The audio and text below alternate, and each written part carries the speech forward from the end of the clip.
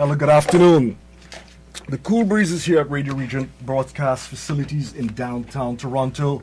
We're here to chat with Mr. Jeremy Ledbetter from Canefire and David Rudder Band. It is my distinct pleasure to introduce you to Radioregent broadcast facilities in Toronto. How have you been? Very well, thank you. Yeah, thanks for coming and taking the time to share the passion and the craft of your music. My pleasure. Thank you. Tell us, Jeremy, take a few minutes to tell us about your childhood in Toronto. Growing up in Toronto. I grew up in a town a little bit outside of Toronto, Kitchener. Okay. Is my hometown. Okay. I grew up there, and pretty average Canadian suburban life, childhood, I suppose. You know. Right. Grew up always playing music. Okay. I guess that's the relevant part to what we're talking about today. Right on. Is I grew up playing the piano, playing, you know. Yes. Sure. Playing classical music, playing in bands in high school, and sort of grew up in a home where everyone in the family, if they weren't artists, they were artistic at least. So not so much the practice of art, but the mindset of being an artist, Okay. or making art, or seeing the world sort of in that way, Okay. was very prominent part of my upbringing. Okay. Now, when I first heard your music playing with these bands years ago, I was convinced that you had some Trinidadian roots. Yeah. Do you? No, You don't? not at all. Because I can call Trinidad at the registry at the Right. Red House and check you out You clean. wouldn't find anything. Yeah, because I said, wait, this dude, Jeremy, has to have some kind of Trini roots. The way he played that calypso and that Caribbean jazz funk groove, man. Just good ears, I guess. Yes, you know? yes. Just, And your band, Canefire, mhm. it's just unbelievable, extraordinary sound. I love that. And you played with in David Rudder's band. Yeah. Tell us a bit about that. How did that happen? How did that? Well, I used to live. I did live in Trinidad for a while. I have no family connection to Trinidad, but I lived Okay. there for some years. Okay. I originally went there to study pan. Really? Yeah. Okay. Like as a short-term thing, Okay. but kind of fell in love with the place. Mhm. The place kind of adopted me, Well, and that's Trinidad became a second home to me. Nice. And so I ended up staying there for three and a half years. I was playing in soca bands, got right into the soca industry. Right. I was producing and musical directing soca bands like Atlantic, and working with all these cats. And so Right. the last gig I ended up doing there for the last little while was I was playing keyboards for Charlie's Roots. So that's how I met David Rudder. I love that band. For about a year. Oh yeah, for a short time, but for about a year I was Yeah. playing with Charlie's Roots, and Right. and then kind of moved back here. Well, I was kind of bounced around a lot, but Okay. kept the connection with David, Right. you know, after that. Amazing and, artist, man. and I've been working with him ever since. Amazing artist, man. I'm telling you. Pianist, composer. Canadian pianist Jeremy Ledbetter made a career from traveling from the far-flung corners of the globe, most fascinating and unique musical ideas out there, then seamlessly integrating them into the work as a pianist, composer, and producer. Jeremy is perhaps known as the composer at the helm of the Caribbean Latin jazz powerhouse Canefire, and the longtime musical director and producer for calypso superstar David Rudder. Originally studied jazz performance at the York University. You played in Trinidad, Cuba, Brazil, Venezuela, USA, Bolivia, Nicaragua, and some of the artists you played, you jammed with Andy Narell, Jane Bennett, Eliana Cuevas, Alfredo de la Fey, Will Torres, Adonis Puentes, Ralph Irizarry, David Rudder, Mighty Sparrow, Andrew Tanker, Ralph McDonald, Oh my, the list goes on and on and on here. What was that experience like, Jeremy? Playing with these heavyweights. Oh well, I mean, it wasn't just one. I know. That's not one band. I know. Various artists. Yeah, I mean, I think I've just been sort of blessed to, in the way that anyone, I think, is blessed if they open themselves up to the universe and let the universe in. The universe has a tendency to bless you, I think. And right. So that's sort of, Trinidad, I guess, sort of started it. Yeah. And then after that, I just sort of continued on from there and traveling to places and just kind of studying and absorbing the music of that place, a music that I'm completely unfamiliar with at the beginning. Right. Sort of became my thing. Okay. And if you approach a place with fresh ears and a fresh spirit, and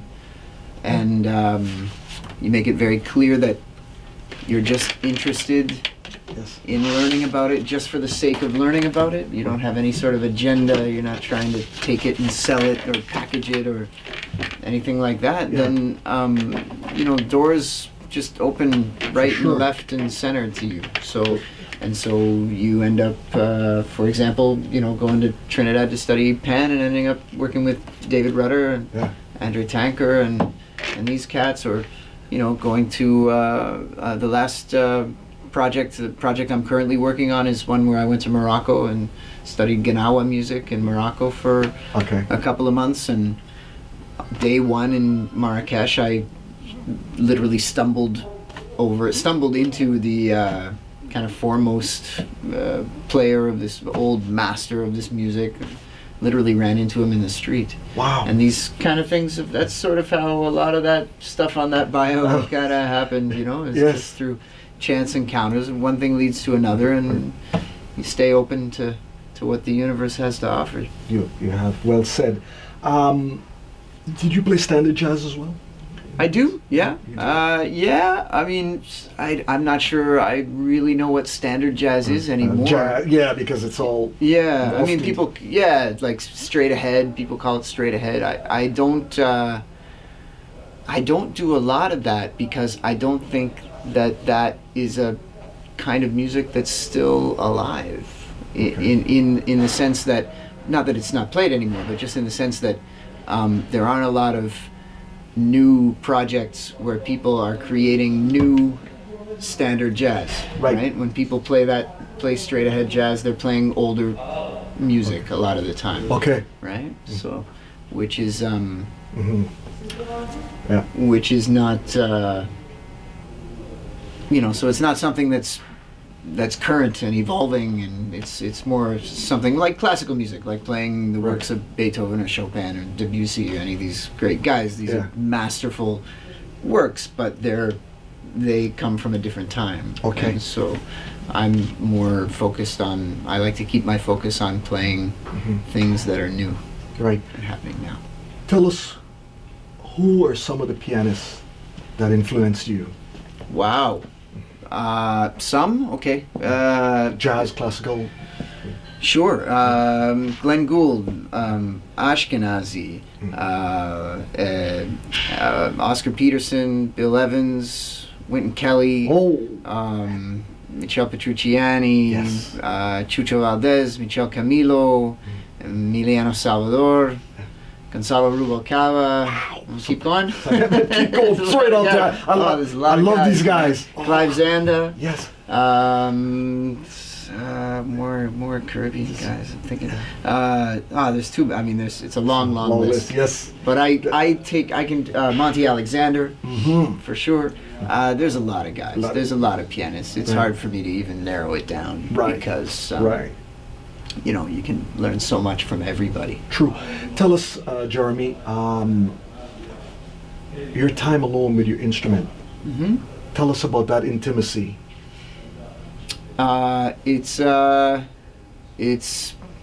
that's where it's all at. That's where it all happens. It's something that the magic. Yeah, and so that's something that I think for me, that's something that every time I step onto a stage, I'm trying to replicate with an Okay. audience present. Okay. I think most performers will give you some version of that answer to that question. Right. Is that you know, the pinnacle of artistic expression is something that you can arrive at when you manage to deceive yourself into thinking you're alone at home. Right. There's no audience, no cameras, no recording devices. That magic comes So out. that's what, yeah, that's something that, you know, at home in your living room Yes. at night, it's there Yeah. all the time, Right. right? Mhm. In a performance or a recording studio, you have to work to get yourself there. But when you can, Yes, you bring it out. then you can capture that magic. So for me now, when I'm home alone playing the piano, I've got my recorder running all the time now. Nice. You lose too much stuff if you don't do that. Great. Jeremy, I have to ask, and I like to ask musicians, Mm-hmm. as a pianist, Okay. when you go into a showroom and you see the Bosendorfers, the Steinways, the Beck, all these brand names, and you play the piano in there. What goes through your mind with the sound and which one you want to take home? Oh well, I mean, it doesn't happen all the time, but Right. no, when I find an instrument, every once in a while, you know, you find an instrument that talks to you. Yeah. Yeah, it's very subjective. It's very personal. Right. So, but yeah, I've had that experience You a have that couple of experience. times. Yeah. Yes. Yeah. Because absolutely. you find with these pianos they have different sound and different, Yeah. It's not just the sound; it's the way Character. it feels too. Okay. Yeah, it's sort of, you know, like anything, like a shirt or a pair of pants, right? Like Yeah. they fit different people. Yes. They're not one size fits all. True. Especially something as big and complicated as a piano. Right. So yeah. Yeah. What other projects you're involved in? So right now I'm there's an album that's being released on Monday by this album here. Eliana Cuevas Yeah. is a singer from Venezuela who lives in Toronto now. Yes. So I produced and arranged this album for her that's just come out. It's being released on Monday at Lula Lounge, and Right. so this is a something along the lines of what I was talking about before. So this is a project. She's from Venezuela, as I mentioned, and this is a project that was based on Afro-Venezuelan drumming. So it's a lot. Not a lot of people know about it. I mean, everybody knows about Brazilian music, but people don't really know about Afro-Venezuela. Everybody knows samba and Right. bossa, and right, and, Right. and but people don't know about the stuff they have in Venezuela, and they have this universe of music in Venezuela, especially the African-based like drum stuff, right. is fascinating and incredibly diverse, and there's so much. It's really captivating, the sound. Yeah. So we took with this album, we took about a month and recorded in Venezuela all these drumming groups and different rhythms. Right. Then sort of mixed that with contemporary jazz, if you want to call it, like, you know, contemporary music, contemporary instruments, Yeah. and kind of conjured up a new thing. Good. That's the last thing I've been involved with. Okay. Tell us about some of your milestones. Milestones. Wow. Every song I compose and manage to finish and record, I think, is a milestone. Every composition, that. you know. Yeah. I don't think I can really sum my career up to this point in terms of milestones. I think I used to think that. Yeah. If you'd asked me that question maybe 10 years ago, I could have given you a list, Okay. like bullet points of the milestones in my career. But now I don't really see it that way anymore. I think it's more of a process, more of a journey, Right. you know. So I look back, you know, a few years into the past, and I look at where I was with my composing, and I've definitely progressed. You know, I like where I'm at now with my composition, with my arranging work, and especially with you know, just my piano playing. I'm much happier with where I am now than where I was a few years ago, and I feel like you know, we just, as artists, we have to continue to evolve and change and grow.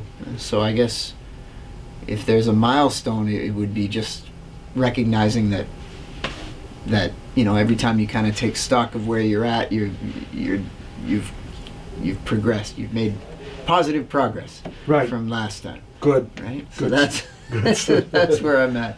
What's a normal day for you, like outside of music? Outside of music, oh man. Well, if the music ever stops, which is not every day, Right. but if there is any outside of music, it's hanging out with my daughters. Nice. 2 little girls. Nice. So if I get any time to myself, it's usually spent with them. Quality. Taking them for a bike ride, or hiking or something. Yeah. Yeah. Or going traveling. What made you choose the piano or keyboard?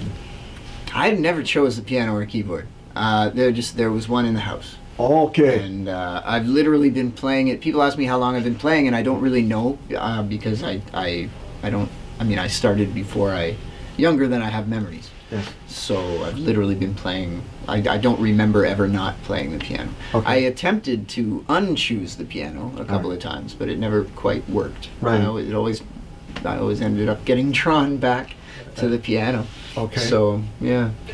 You played a couple of weeks ago at Lula Lounge with Rich Brown Yes. and the drummer. Larnell Lewis. Yes. Mm-hmm. I saw that the same day I was off, and then I wanted to slip down there and take in that vibe, but I had my grandkids. Uh-huh. I had my Right. grandkids, Well, so I just comes first. Yes, Bring your exactly. grandkids. But next time, Yeah. next time I'm Your gonna. grandkids How next time. was that? That was great. That's so that's my newest project that I'm working on. We're going to be recording an album in a couple of weeks. Yeah. It's called the Jeremy Ledbetter Trio. Yes. It's a new sort of smaller project, something that's kind of I don't know, a little bit more about spontaneity, communication, and smaller, sort of focuses more on the individual musicians in the group. And so I'm working with, in my opinion, the 2 of the greatest musicians in the world, Rich Brown and Larnell Lewis. Oh, are just unbelievable! I had them here. Absolutely. Seen them. They're just unbelievable, man. Yeah, no, they're amazing guys. I mean, every moment with them is a revelation. Just, wow. So yeah, I'm really excited about it. I'm just sort of finishing writing the music now, and we'll get into the studio in a couple of weeks and have an album by maybe end of the year or early next year. Yeah, when you're on stage and you're performing and so on, and that mystical moment of magic and music where you give back to the crowd and give to you, explain that. The energy. Yes. Yeah, well, it's like I don't know. I imagine it's perhaps a lot like what I hear people describe surfing as. Okay. I don't surf, but Right. When it's The rush. when it's really good, Yeah. it's the energy of the audience can just pick you up and carry you, and then it's like you're not really even on stage playing music. It's more like you're not even really in control of it anymore. You're just kind of somewhere back here holding on and going wee. That's what it kind of feels like. Yeah. So it's amazing. It's like being on a roller coaster, I guess. Wow. Yeah. Wow. That's. Yeah, it's a great feeling. Yes. Yeah. What was your big break, a turning point that accelerated your growth As a musician, as a musician? I don't know that I could. Again, I don't know that I could really point to one. Maybe that's unusual, but I don't feel like there are touch points in my life that I can point to as being like the moment that epiphanies. I don't really have them. Okay. No. Where can your music be purchased? Online, I guess, is where, I don't know, where do people buy music nowadays? CD Baby. CD Baby, yeah, iTunes. That kind of thing. Yeah, all it's all on Spotify and Apple Music as well. And And that kind of thing. yeah, and hard copies if there are places where CDs are still sold. Canefire LP. These are incredible CDs. Let me tell you, the Caribbean, jazzy, soulful, everything mixed in there. I ask musicians, and if people give me a different enlightenment about this, about the music industry. Is there a music industry, and how does that enhance or enlighten your perspective? Oh, I mean, of course, there's music industry, but who knows how it works anymore, right? Mm-hmm. I'm not sure the vast majority of musicians have any idea how the music industry works anymore. Yeah. I mean, it's shifting all the time now. It's Yeah. like, there was a business model a few years ago, and it got completely wiped out. Okay. And everybody's sort of just been, it feels like anyway, everybody's just sort of been scrambling, trying to Right. make sense of how it works now. Okay. So, I don't think I have anything to offer on that front. Okay. Because I don't pretend to understand how things work anymore. Right. I do feel that we're in danger. Okay. Certainly. Okay. More as a society, we're in danger of losing something that we all find very important, because I think all humans, not just now, but throughout the history of human civilization, all humans have always agreed that music is indispensable. Yeah. That we can't do without it. That Right. you would never have a wedding without music. You'd can't. never have a funeral without music, right? still- You'd never have anything. Music is a very sort of indispensable part of our lives, but we're veering into this territory where, as a society, music no longer has a monetary value to us. Right. We're no longer willing to pay for it at all. Right. And so we're, by definition, that means we're no longer willing to fund it. And if we don't fund it, and if it's not something that can be viable economically, then you will no longer have people who make a living making it. Right. Right? So, and then at that point, you're in danger of losing it. True. Jeremy, it's been a pleasure having you down at the studio. I'd love to chat with you some more when you have some time Absolutely. down the road. Yeah. I know you have to run engagements and so on, but it's been a pleasure Pleasure's all coming mine. down to Radioregent and so on, coming down to the Koolbreeze Experience show. You bring incredible energy and fire with your music and your band, Canefire and David Rudder and all that kind of stuff. Thanks for the CDs. All right, I'll be playing these babies. And where are you playing next? Monday night at Where? Lulu Lounge. Monday night. Yeah, releasing this album. Okay.